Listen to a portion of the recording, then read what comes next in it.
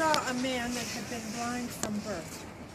And his disciples asked him, "Teacher, who sinned? Was it this man or his parents that caused him to be born this way?" And Jesus said, "Neither this man nor his parents sinned, but this happened so that the works of God might be revealed in him." And then Jesus spit on the ground, and with his saliva he made some mud, and he put the clay on the eyes of the blind man. And he told him, "Go and wash in the pool of Siloam." And when the man went and washed, immediately he could see. So then some of his neighbors and the ones who had seen him before, they said, "Isn't that the same guy who used to sit there begging all the time because he was blind?" And some of them said, "Yes, I think so." But others said, "No, he only looks like him."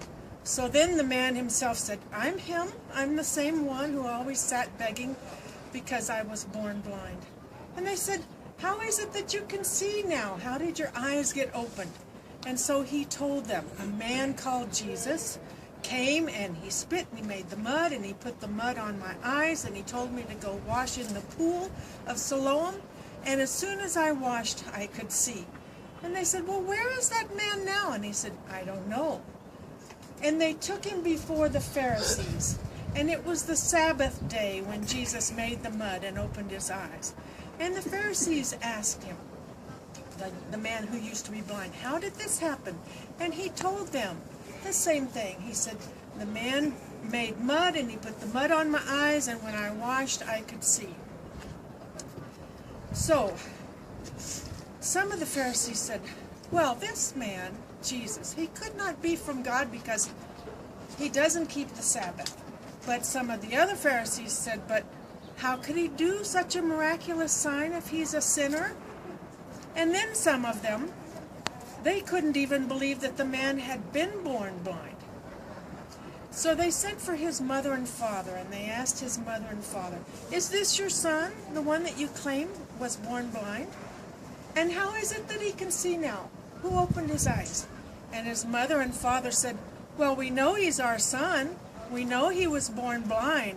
But how it is that he can see now, or who opened his eyes, we don't know that. But look, he's old enough he can answer for himself. Ask him." And they said that because the Jewish leaders had already said, "If anyone confesses that Jesus is the Christ, we'll kick him out of the synagogue." That's why they said, "Ask him yourself. He's old enough to answer." So then they called the man back in and they said, "Give glory to God. We know that this man Jesus is a sinner." And the man who had been born blind said, "Whether he's a sinner or not, I don't know. I'm not a theologian. But I do know this. I was blind and now I can see." And they said, "Tell us, what did he do? How did he open your eyes?" And the man said, "I've already told you once. Why do you want me to tell you again? Do you want to become his followers too?" Oh, they got angry. They said, "You're his follower. We're followers of Moses. We know God spoke to Moses. But as for this other fellow, Jesus, we don't know where he came from or who speaks to him. We don't know where he gets his authority, if he's got any." And the man said, "Isn't that strange? You don't know where he comes from, and yet he opened my eyes. We know that God doesn't listen to sinners, but he listens to those who worship him and obey him. And from the beginning of time, it's never been known or heard that somebody opened the eyes of somebody who'd been born blind. If this man were not from God, he couldn't have done anything." Oh, they became enraged.